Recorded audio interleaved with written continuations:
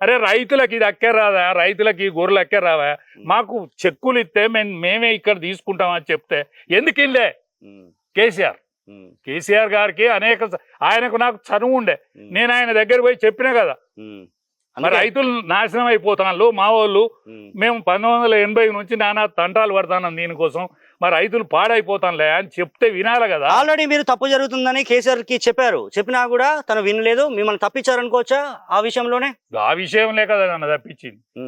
నేను మొత్తం ఉద్యమంలో మమేకమై తిరిగిన నాకు ఏమీ కాకుండా చేసింది గదే కదా పురుషార్థం.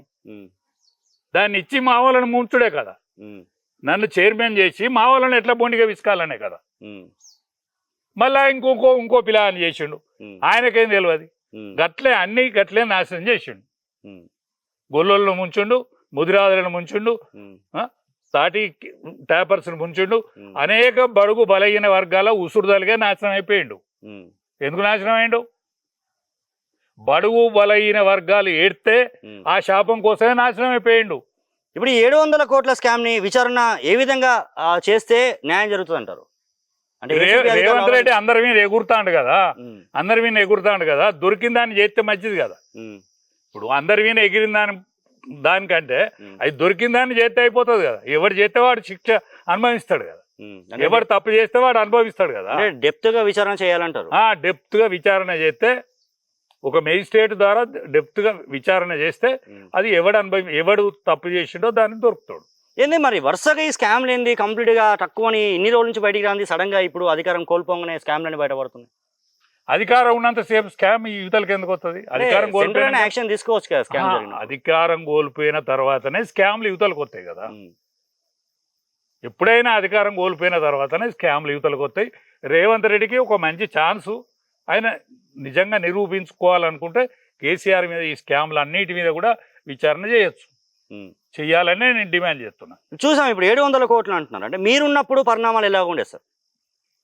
నేనున్నప్పుడు పరిణామాలు నేను తింటే నా మీద చర్య తీసుకోవాలి. పరిణామాలు ఎట్లుండాయని మీరు అడిగితే నేనేం చేయాలి? మీరు అడుగుతారు, నేనేమన్నా తింటే నా మీద చర్య తీసుకోవాలి, ఇంకెవడన్నా తింటే సార్. అంటే మీరున్నప్పుడు సిచ్యువేషన్ ఆ శాఖకు నేను చెప్పిన కదా, నేను ముఖ్యమంత్రికి చెప్పిన స్వయంగా ఇది అన్యాయం జరుగుతుంది, మా రైతులు ఆగమైతాన్లు, డైరెక్ట్ వాళ్ళకు చెక్కులు ఇవ్వండి, 21 గొర్రెలకు ఎంత అయితే ఉన్నదో ఆ అన్ని పైసలకు చెక్కు ఇవ్వండి, వాళ్ళే నేరుగా కొనుక్కుంటారంటే ముఖ్యమంత్రి పట్టించుకోలే, చెవు వినిపించుకోలే, వాళ్ళకే ఇస్తే వాళ్ళు కొనుక్కుందరు కదా.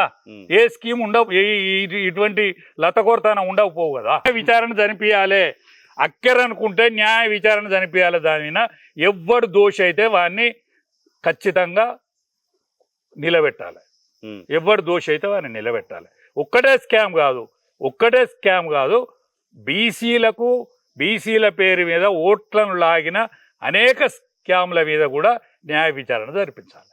ఈ 700 కోట్లే కాదు, అనేకం జరిగినాయి. ఈ జరిగిన వాటి అన్నిటి మీద కూడా జరగాలి. టోటల్ జరిగిన స్కామ్లు అయితే ఏవైతే ఉన్నాయో ప్రతి ఒక్క దాని మీద ఖచ్చితంగా న్యాయ విచారణ జరిపించాలి. న్యాయ విచారణ జరిపించాలి. దోషి ఎంతటోడైనా విడిచిపెట్టద్దని. దోషి ఎటువంటి వాడైనా, పేదోడు గాని పెద్దోడు గాని, ఎవరినైనా విడిచిపెట్టద్దని నా సూచన. అసలైన తొలి వెలుగు. ఫాలో వాట్సాప్ @తొలి వెలుగు official.